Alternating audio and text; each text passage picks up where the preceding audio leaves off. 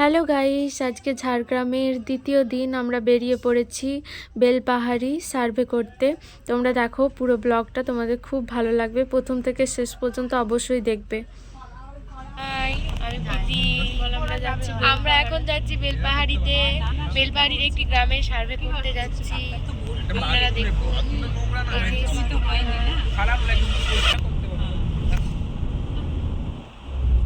সর্ষে ফুল হয়েছে, দেখ সর্ষে কি দারুণ লাগে। এটা পুরো ভর্তি হয়ে গেলে বড় বড় হেভি সুন্দর লাগে। এখন আমাদের সার্ভে টাইম। দেখো চারপাশে পরিবেশটা। নামগুলো বলবেন মানে পাঁচজনের? আপনার নাম তো মালিনী বাস্কি, ছেলের নাম অজিত বাস্কি। আমাদের সার্ভে করা কমপ্লিট হয়ে গেছে। আমরা এখানে একটু রেস্ট নিয়ে নিচ্ছি, তারপর আবার বেরোবো। প্রীতি এখন চুল আঁচড়াতে ব্যস্ত, রিলস বানাবো বলে চুল ঠিক করছি। আমাদের সার্ভে করা কমপ্লিট, আর বাকিরা ওই দিকটা করে আছে। তো টাটা। এরপর ঘুরতে যাবো, আমরা বেলপাহাড়িতে এসেছি।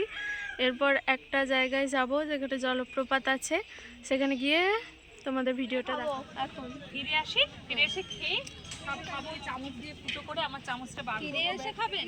হ্যাঁ, কারণ এখন খেতে গেলে ঘাগড়া জলপ্রপাত। হ্যাঁ, সেন্স হচ্ছে।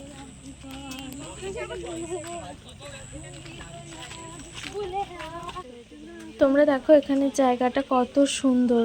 ওখানে একদল বাচ্চা আগুন পোয়াচ্ছিল।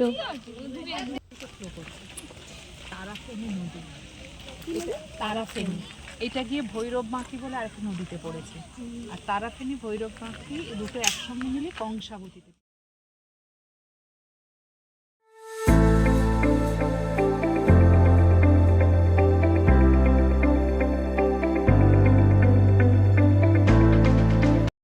এখানে পাথরের মাঝখানে মাঝখানে কত পটল সৃষ্টি করেছে। এখানে খুব সাবধানে সাবধানে যেতে হচ্ছিল, কারণ একবার পাটা পিছলে গেলেই ব্যাস, তাহলেই শেষ।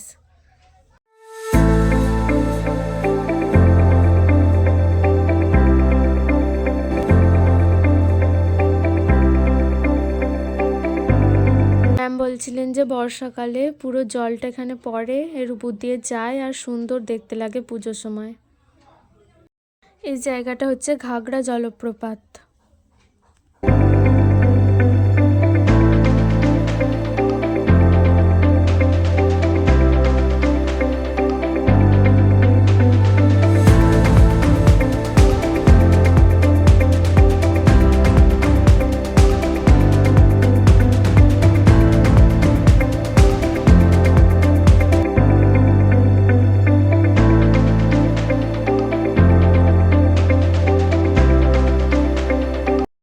এরা এখানে জলের ওপর দিয়ে পারাপার করছে সাইকেল নিয়ে।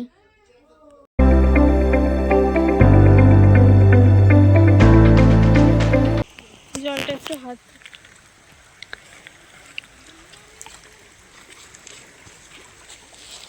কত সবাই পারাপার করছে দেখো।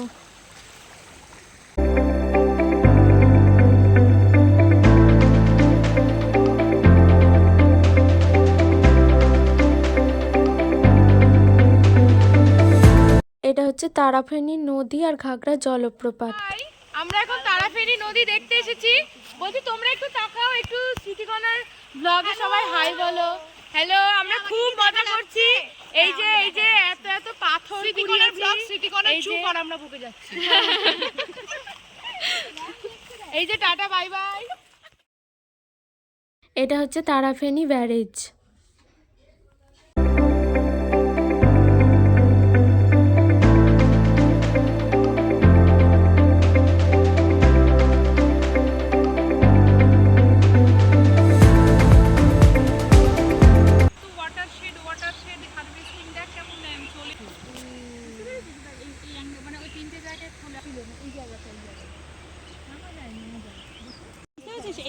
এটা দিয়ে নামা যায়।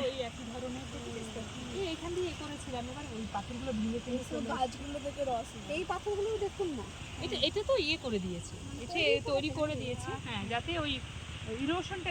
এখন তো জল নেই, যখন এ খোলা থাকে বা এ খুলে যায় তো বর্ষাকালে, আর প্রচুর জল যায়, তো দেখতে পাচ্ছি পুরো এই মরে যায়, এখন জল নেই। আমরা আমরা এখন বাড়ি চলে এসেছি। আমাদের ঘোড়া ঝাড়গ্রামে সার্ভে করা মোটামুটি শেষ। ঠিক আছে, আমরা এখন এবার সবাই কালকে বাড়ির উদ্দেশ্যে রওনা দেব। আমাদের মনটা খুবই ভারাক্রান্ত, আমরা খুবই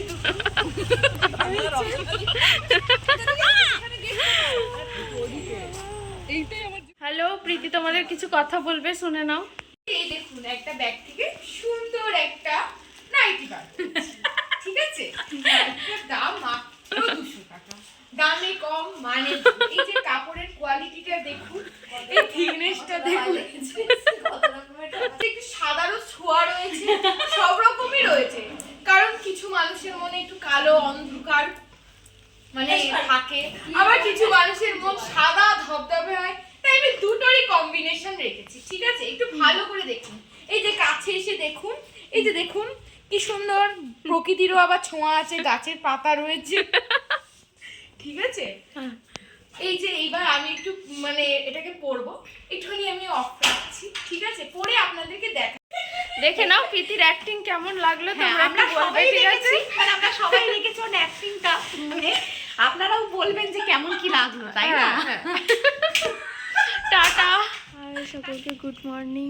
এবার আমরা বেরিয়ে পড়বো, বেরিয়ে যাব। এবার আমরা সবাই রেডি হচ্ছি, সবাই উপরে রেডি হচ্ছে। প্রীতি আর আমি বেরিয়ে পড়েছি, গাড়িতে উঠবো। টাটা। হাই, আমি হচ্ছে প্রীতি। আমরা এখন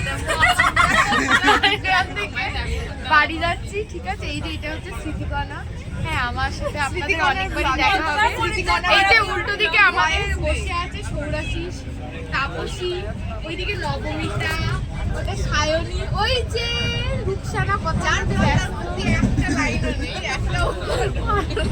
তোমরা সবাই একটু দেখে নাও। ঠিক আছে, আমরা খুব এনজয় করছি। বাই। আমাদের মনটা খুবই দুঃখ যে আমরা আজকে বাড়িতে চলে যাচ্ছি, সবাই আলাদা হয়ে যাব। বাড়িতে গিয়ে এখন আমরা সবাইকার মনে এই চিন্তা হচ্ছে কি খাবো। হ্যাঁ, টাটা তোমাদের সকলকেও, টাটা।